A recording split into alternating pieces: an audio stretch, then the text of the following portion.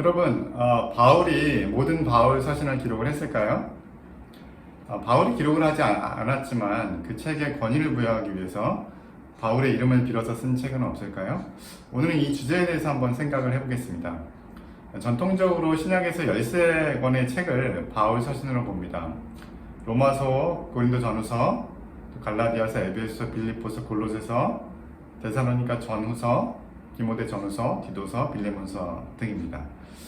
그런데 성경학자들은 이 13개의 바울 서신을 두 부류로 나눕니다.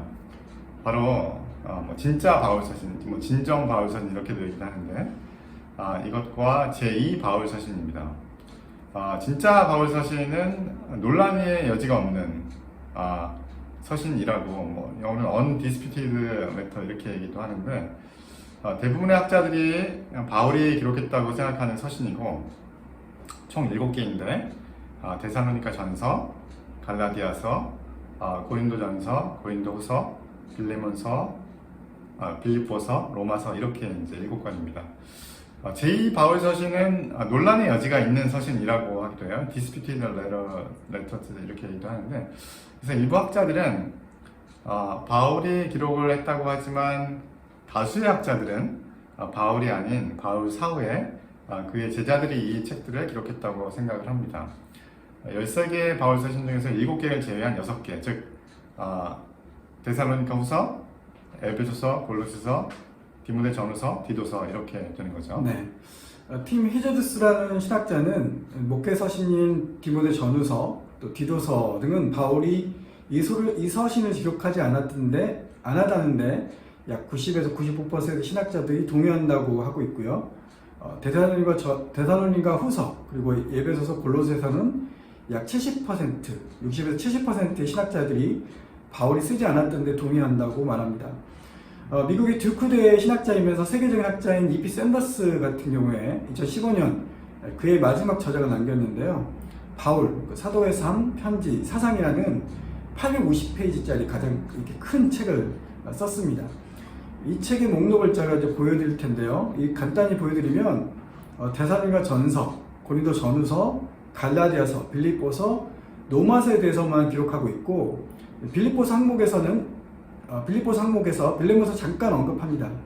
이 두꺼운 책에서 제2 바울 서신에 대해서 기록하고 있는 것은 거의 없습니다. 이것이 신학계 공식적인 입장이라는 것을 말씀드립니다.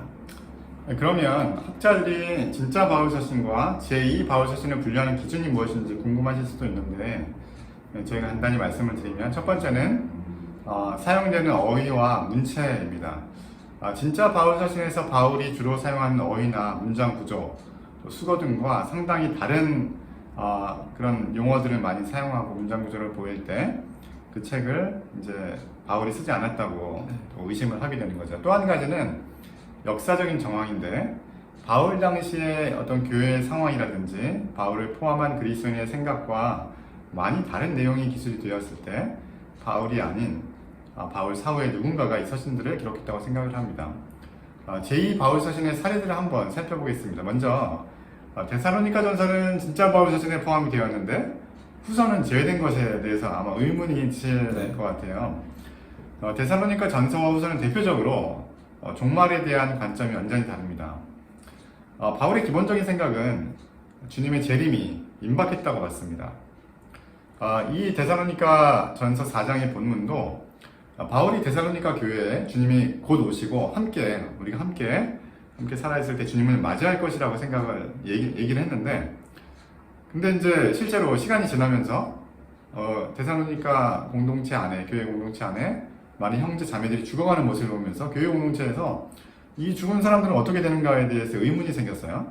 그래서 바울이 이에 대해서 답을 주고 있는 것인데 이 본문에 따르면 바울 자신이 살아생전에 주님이 오실 것인데 죽은 사람의 부활이 그 이후에 이제 먼저 있고 그러고 나서 우리 살아있는 사람이 바울을 포함한 우리 살아있는 사람이 주님을 영접하게 될 것이라는 그런 위로의 말씀입니다. 이 보여드리는 본문은 데살로니가 후서 2장의 말씀인데 이 말씀에 보면 주님이 오신다고 누가 말할 때 마음이 흔들리지 말라고 합니다. 주님이 오시기 전에 먼저 배교를 하고 멸망의 아들, 아마도 이제 자칭 그리스도라고 주장하는 사람들이라고 생각이 되는데 이 멸망의 아들이 온 이후에 그 이후에 주님이 온다고 얘기하고 있습니다. 그러니까 주님이 금방 안 올 테니까 미혹되지 말라는 네. 말씀이죠. 데살로니가 전서에서 얘기하는 주님의 재림에 대한 바울의 태도와 완전히 상반된 것을 볼 수가 있는데 이 데살로니가 후서의 주님의 재림에 대한 관점이 다른 데살로니가 전서를 포함한 다른 진짜 바울 서신과 다르기 때문에 데살로니가 후서가 제2 바울 서신으로 이제 분류가 되는 것입니다. 네. 에베소서 골로새서에서 한 가지 사례를 더 살펴보면 이 서신들에는 굉장히 긴 문장들이 있습니다. 대표적으로 에베소서 1장 3절에서 14절, 골로새서 1장 9절에서 20절까지인데요. 저희가 이제 보여주고 있는데 이것을 헬라어 원문으로 보면 이 에베소서와 골로새서가 보여드리는 이 구절이 각각 한 문장입니다. 바울은 다른 진짜 바울 서신에서는 이런 식의 긴 문장을 사용하지 않고 단순하고 명료한 문장으로 자신의 주장을 전달합니다. 그리고 마지막으로 목회서신이라고 불리고 있는 디모데 전후서, 디도서를 볼 경우에 대부분 신학자들이 이 목회서신을 바울의 저작을 보지 않는 대표적인 이유는 이 서신에는 교회 조직, 즉 감독, 장로, 집사, 또 가부의 자격 등의 역할 등에 대해서 기술을 자세히 하고 있다는 점을 들고 있습니다. 보통 바울이 서기 64년경에 죽었다고 생각할 수 있는데 바울의 생전에는 예수님이 곧 오실 것이라고 생각해서 모였기 때문에 기도하고 또 구제하고 전도하는 힘을 썼고 교회 조직을 체계적으로 만들지 않았습니다. 이러한 교회 구조가 체계화된 것은 적어도 서기 100년 이후, 즉 2세기 현실을 반영한 것으로 생각합니다. 그래서 이 목회서신은 바울 사후에 누군가에 의해서 기록된 것으로 보고 있습니다. 바울이 기록하지 않았다면 그것은 성경이 아닌가라고 질문할 수 있지만 그렇지는 않습니다. 교회가 전통적으로 존중해야 되는 문서이기 때문에 그 성경으로서 권위는 인정해야 한다고 생각합니다. 예, 그러면 이 진짜 바울 서신과 제2 바울 서신을 구분하는 것이 어떤 의미가 있는가 한번 생각을 해보면 제2 바울 서신보다는 바울 서신, 진짜 바울 서신이 예수님의 가르침을 더 잘 반영한다고 볼 수가 있습니다.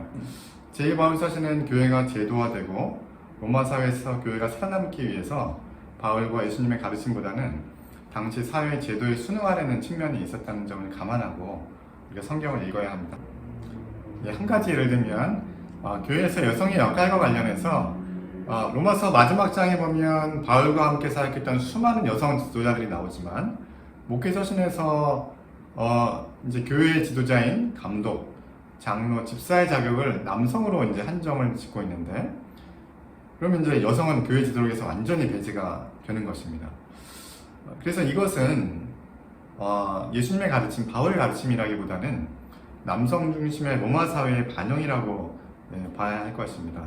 그러니까 100년 이후, 2세기 이후에 목회서신에 나온 그런 내용들은 예수님의 가르침, 바울의 가르침보다는 조금 다른 그 당시 상황에 순응하기 위한 그런 가르침이라고 이제 봐야 할 거라고 생각을 합니다.